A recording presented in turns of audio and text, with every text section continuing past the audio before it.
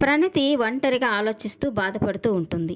మా వదినికి నా వల్లే ఇన్ని కష్టాలు, అవమానాలు జరుగుతున్నాయి. అలా జరగకూడదంటే జరిగిన నిజాన్ని ఇంట్లో వాళ్ళందరికీ చెప్పడమే పరిష్కారం.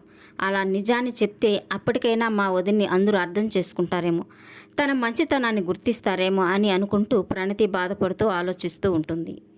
ఇక ఎలాగైనా జరిగిన నిజాన్ని ఇంట్లో వాళ్ళందరికీ చెప్పాలని ప్రణతి వాళ్ళ అమ్మా నాన్న దగ్గరికి వెళ్తూ ఉంటుంది. ఇక పార్వతి అయితే ఒంటరిగా హాల్లో కూర్చొని ప్రణతి గురించి ఆలోచిస్తూ ఉంటుంది.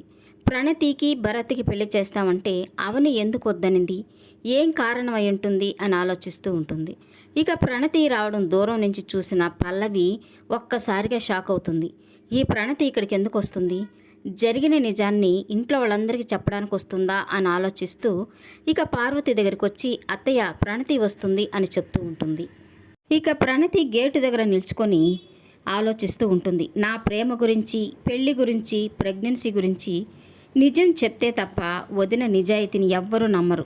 అందరూ వదిన మంచితనాన్ని అర్థం చేసుకోవాలంటే నేను నిజం తప్పకుండా చెప్పాలి అని అనుకుంటూ లోపలికి వస్తూ ఉంటుంది. ఇక పల్లవి అయితే ఈ ప్రణతి నిజం చెప్పి అవనిని సేవ్ చేయడానికి వచ్చిందా అని మనసులో ఆలోచించుకుంటూ ఉంటుంది.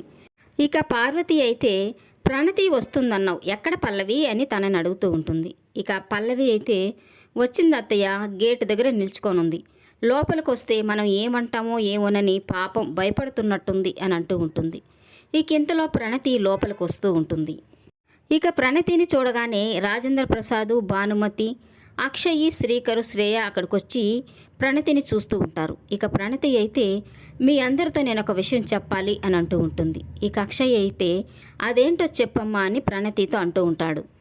ఇక ప్రణతి అయితే మీరందరూ అనుకున్నట్టుగా నేను ప్రేమించింది భరత్ని కాదు, నేను ప్రేమించిన అతను నన్ను మోసం చేసి పారిపోయాడు అని చెప్పడంతో ఇక ఇంట్లో వాళ్ళంతా ఒక్కసారిగా షాక్ అయిపోతూ ఉంటారు. ఇక ప్రణతి అయితే అంతేకాదు, అప్పటికే ప్రెగ్నెంట్ అయిన నేను జరిగిన మోసాన్ని తట్టుకోలేక చనిపోవాలనుకున్నాను, వదినే నన్ను చనిపోకుండా కాపాడింది, అంతేకాదు ఈ విషయం అందరికీ తెలిస్తే ఇంటి పరువు పోతుందని భరత్తో పెళ్లి జరిపించినట్టుగా మీ అందరికీ చెప్పి నమ్మించింది అని చెప్పడంతో ఇక ఇంట్లో వాళ్ళంతా మరొకసారి షాక్ అయిపోతూ ఉంటారు.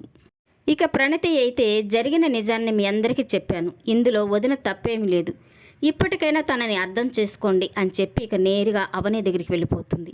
ఇక విషయం తెలుసుకున్న అవని అయితే ప్రణతిని ఓదారుస్తూ ఉంటుంది. ఈ వీడియో నచ్చినట్లయితే లైక్ చేయండి, సబ్స్క్రైబ్ చేయండి. Thank you for watching.